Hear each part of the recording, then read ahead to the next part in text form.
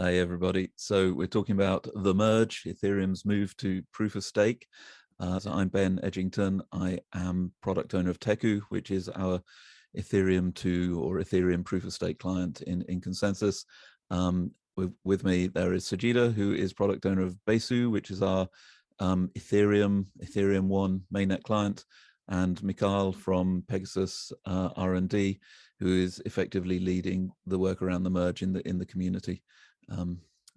So let's get on. I'm here to do the sort of background and bring everybody up to date work, and then Mikhail and Sajida will dive into a bit more detail.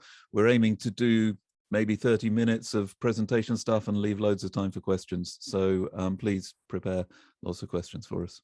But I wanted to show you, this is my daughter. Whenever I speak to her about NFTs, she looks very angry. Why do you hate the planet, Daddy? And, you know, whatever we think of the merits of that conversation, the fact is that proof of work is a really bad narrative.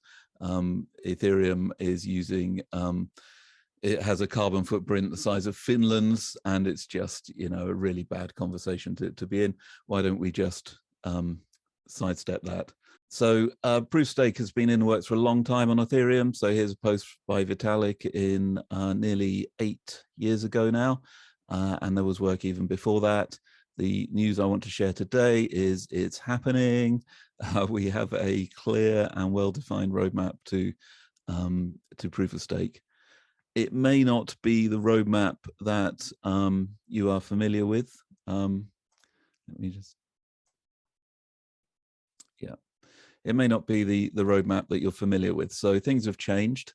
There is, I think, a large part of the community still understands what is the older roadmap, where we had 3 nice linear phases. So we did phase 0, which is deliver a beacon chain, which runs alongside the Ethereum proof of work chain, but just runs proof of stake.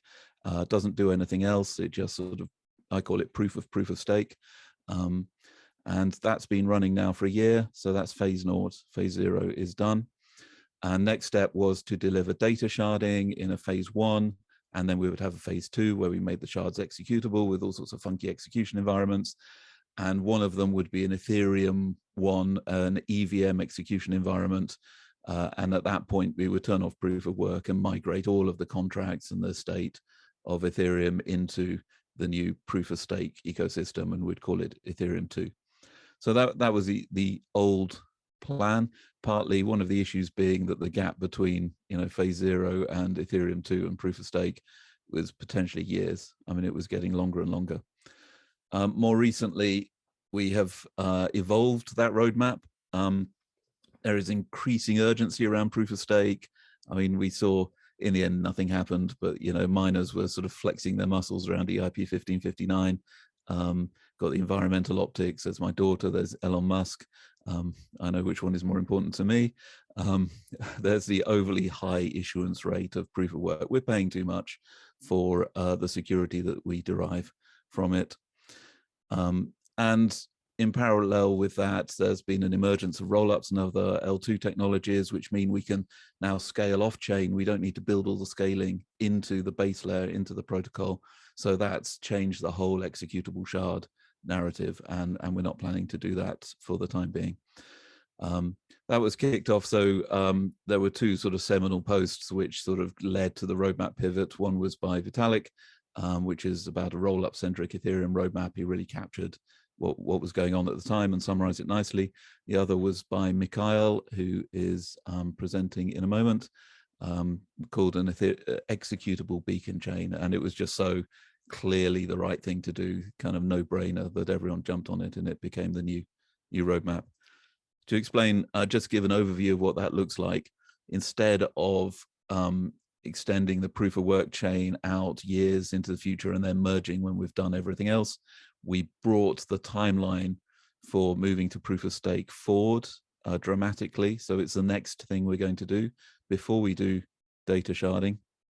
And we take the Ethereum 1 layer and we call it an execution layer.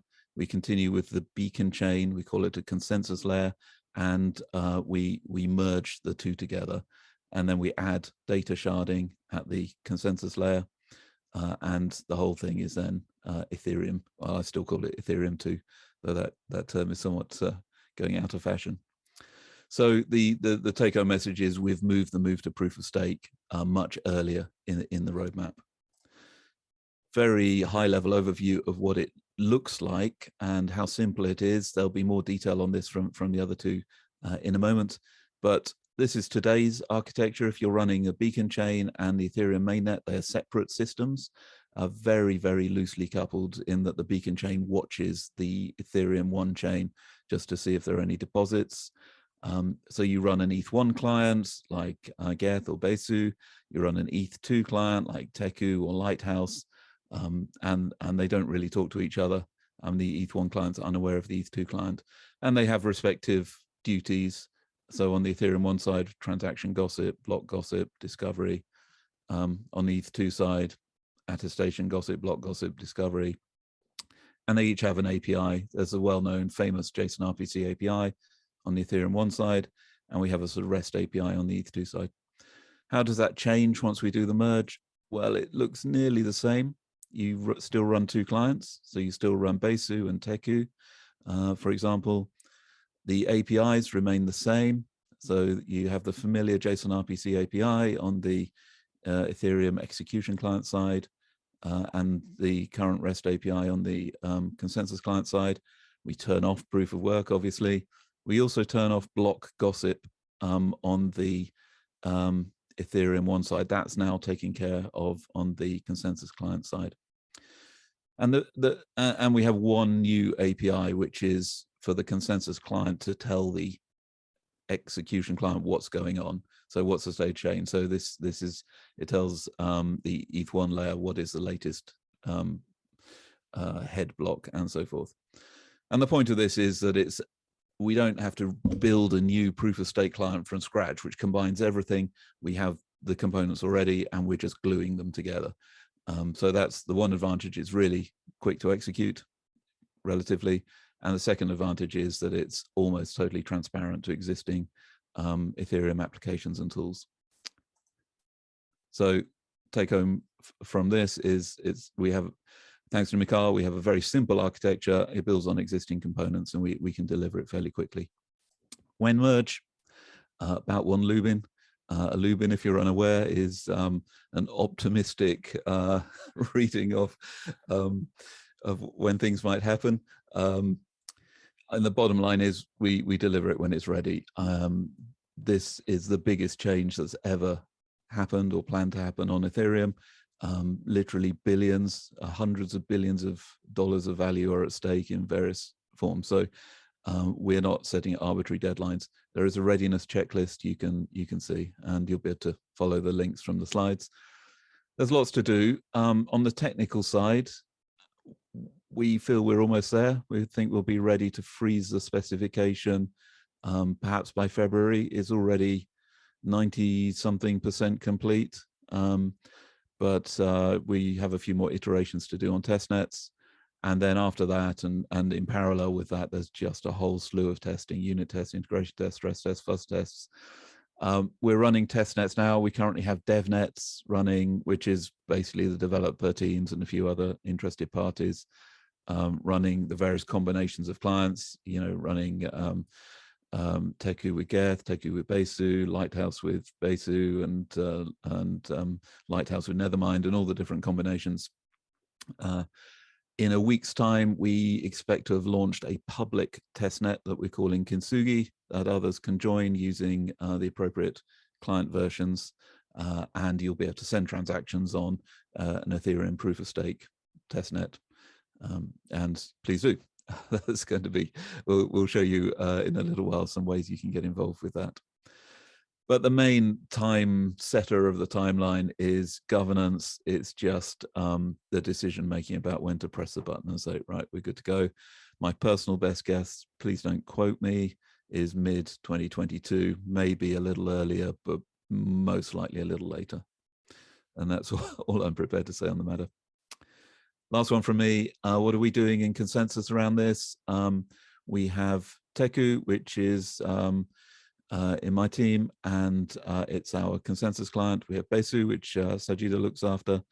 we're the main contributors to that. It formally sits with the Hyperledger organization, and we have TXRX is our research team that Mikhail leads, and his team is active on merge topics, and Mikhail is really coordinating the whole community side of this sort of thing. What could we do? Well, one interesting idea, I haven't spoken about MEV, you can ask questions about it later if you wish, but in this new world, it would be, we might separate block building from the consensus layer so that third parties can build blocks and provide them to validators, and Infura would be a natural source of blocks for the network. So perhaps an opportunity there for Infura. I will hand over to Sajida. Let me see if this will present now. That looks better, doesn't it? Cool. I don't know what I did with that. Sajida, all yours. Yeah, thanks, Ben. Is it Mikhail on this bit? Sorry, yeah, my mistake. Sorry, Mikhail, away you go. Okay, yeah, thanks, Ben. Thanks a lot for this nice walkthrough. Okay, so understanding the merge is pretty simple. We will just, do this in like a couple of minutes. First of all, there is an invariant, which is posted like on above. The Ethereum is basically consists of the consensus and execution layers. There are two layers, and this very simple and elegant invariant, it took like us a while, researchers and developers to get to the understanding of how this invariant is important, and this gave us an idea of the minimal viable merge and how to do this correctly. So Ethereum today is already, it has the consensus layer and execution layer. The consensus layer is in a form of a tiny set of fields in a block, and the if hash algorithm and the huge mining machine behind the scenes.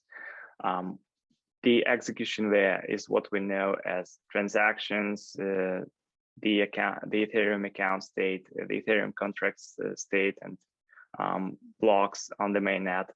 All this is execution layer, and the rules that are used to execute all those transactions. That's it. So what merge does, what merge doesn't do is actually it doesn't break this invariant. So the merge is basically the upgrade of the consensus layer of Ethereum mainnet. So we just take the proof of work, throw it away, and make the system driven by the new proof of stake consensus. The new proof of stake consensus already exists.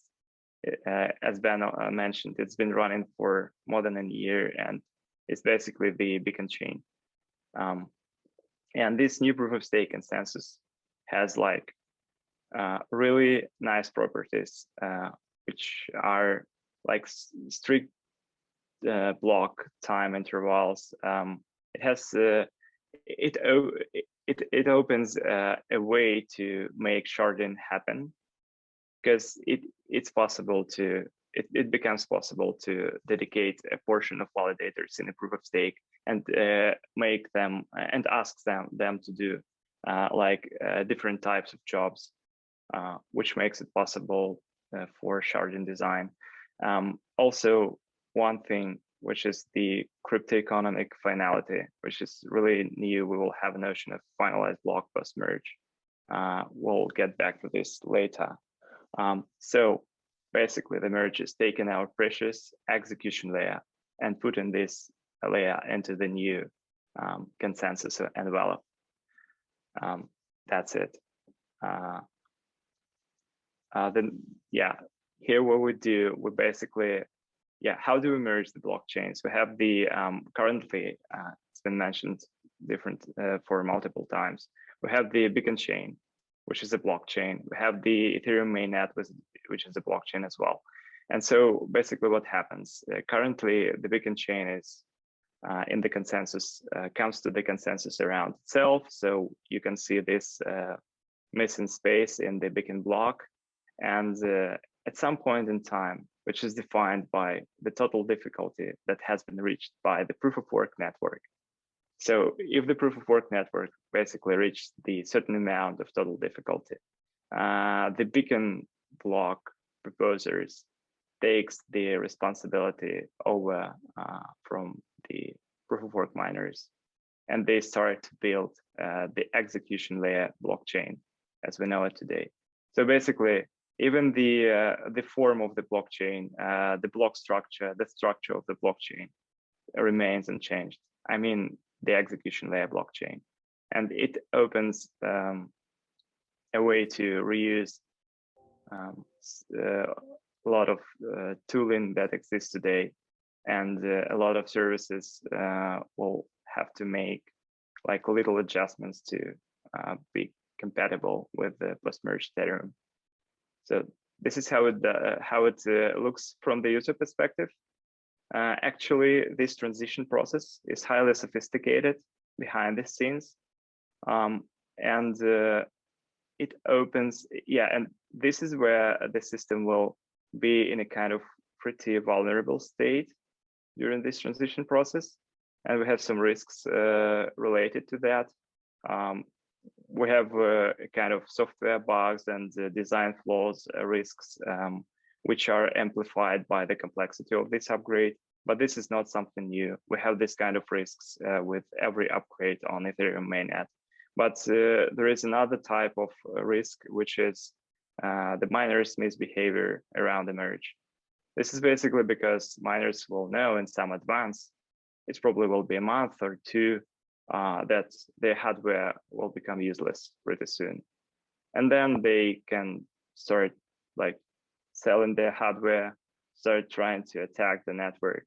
We consider this kind of risk pretty, not that very much possible, but we are preparing some safe net mechanisms to alleviate them. Next slide, please. Yeah, merging clients. It's pretty straightforward. Ben already mentioned that. So we have a family of beacon chain clients already and a family of Ethereum mainnet clients. So what we do is just, just patch those two types of clients and make them talk to each other via the new protocol, which is called Engine API. And the beacon chain client is going to become the driver of this communication because it knows what the head is, what the head of the chain is. It knows when to propose a block. It knows when the block arrives and it's time to verify it. These clients will have their APIs exposed, and the nice part of this separation of concerns also is that it allows for optimizations on like one. It allows them to be optimized for their tasks and do them properly, instead of it being like a single piece of software that have to handle the beacon chain network stack and the beacon chain blockchain stack and the execution layer chain stack as well. So, and also it opens up an opportunity to make the upgrades to the ConsenSys layer and the upgrades to execution layer some kind of in parallel. So not sure if this opportunity will be used, and it will be, we'll see. And it has implications. So node runners, the infrastructures and users will have to run both clients, and it might increase your hardware requirement if you are running a node. So the next one, please. And slide note about what changes on the application layer. So as it's been already said, most part of JSON RPC API that you are familiar with remains unchanged, except like for proof of work methods and proof of work fields in the block.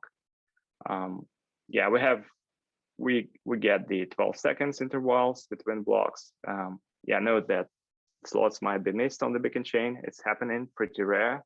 I guess it's like less than 1% of slots that are missed currently. Ben, you can correct me if I'm wrong. the merge also comes with the new random opcode. Basically, it just takes the difficulty opcode. The instruction number remains the same, and the semantics is changed. And this random opcode exposes the randomness that is accumulated by the beacon chain to the EVM. And yeah, why it's done this way, why it supplants the difficulty opcode is because the difficulty is going to be 0 post-merge, and there are decentralized apps, there are smart contracts that use difficulty to obtain randomness. And by this change, by doing this change this way, this particular way, we are trying to not break the existing smart contracts. Also, the one thing that is pretty much important is that the block confirmation rule is also a subject to change. So we're pretty much familiar with this 32 blocks or 12 blocks or 16 or whatever number of blocks confirmation rule. And this rule is going to be supplanted by the new paradigm. So we'll have, instead of waiting for a number of blocks to confirm our transaction, we'll wait for so-called safe head, which is it's safe. It's safe due to properties provided by the system and depends on the condition of the network, and also the finalized block, which is really the finalized block is yeah, it's not gonna be, it's gonna stay in the canonical chain almost forever, so it's not gonna be reworked, and it can be reworked only due to soft forks. So yeah, that's it from my side. Thanks. All right, so on the execution layer, I mean, we've touched on this, but just to clarify, currently we have an Ethereum client that is handling both the data related to the chain, the transaction pool, and of course the mining. Post-merge, we will decouple things. So ConsenSys layer clients are going to follow the beacon chain, and the execution layer is going to follow the ETH1 network. So on the next slide, we can see what are the responsibilities that are going to be retained by the execution layer. So for example, Besu won't be mining anymore, but what will it do? So for clients like Get, Aragon, Ethermine, and Besu, the goal is going to be to maintain the state of the network, to provide data related to verification, the state tree, and also to give access to historical blocks to, for example, new nodes joining the network with 0 state. The execution client is also going to be storing the transaction and distributing them to peers. On the block side, the ConsenSys layer is driving everything and requesting from the execution layer certain things. So for example, to prepare a payload and create a block. So creating block and executing those blocks is still going to be one of the core tasks of the execution client. The execution client is going to provide an API for the ConsenSys layer, which is how all this interaction between ConsenSys and execution layer happens, but also some of the, just general API endpoints that wallets such as MetaMasks and other application uses today. Next slide, please. Yeah, so this is the engine API that Mikhail talked about just before. So what's now happening on the execution layer is the ConsenSys layer asks for a block. The execution layer is responsible for sorting through the transactions that are in the transaction pool, picking like 200 of those transactions, the best ones in terms of fees, and then executing them and providing this block to the ConsenSys layer, which will then seal the block and propagate it to the rest of the beacon chain. So as you can see, the execution layer is not in charge of propagating blocks anymore. The only blocks that are relevant and that can be retrieved from the execution layer are going to be historical blocks.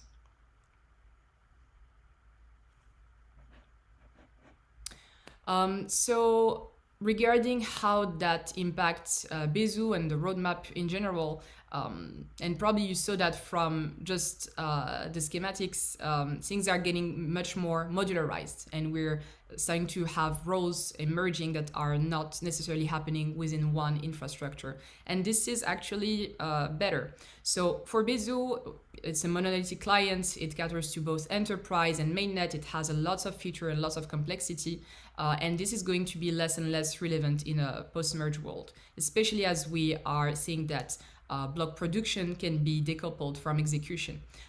If tomorrow Bezu is able to modularize, for example, Infra could handle the production side and use Bezu for the execution side. So maintaining a monolith is not going to be how we do things in 2022. Plus, we're seeing that the gap between enterprise Ethereum and mainnet Ethereum is growing. So many things that we are focusing on and dedicating resources and efforts on currently are absolutely not relevant to enterprise. EIP 1559 is a good example of that. Everything that has to do with gas fees optimization, which is to solve some of the biggest pain points for users currently on Ethereum, and the merge itself, those are not relevant for enterprise. So it really leads us to question how we want to make Bezu evolve in the future. And plus, the modular architecture is going to enable us to have more contributors. Hyperledger Bezu is completely open source. Currently, ConsenSys is contributing like maybe 90%.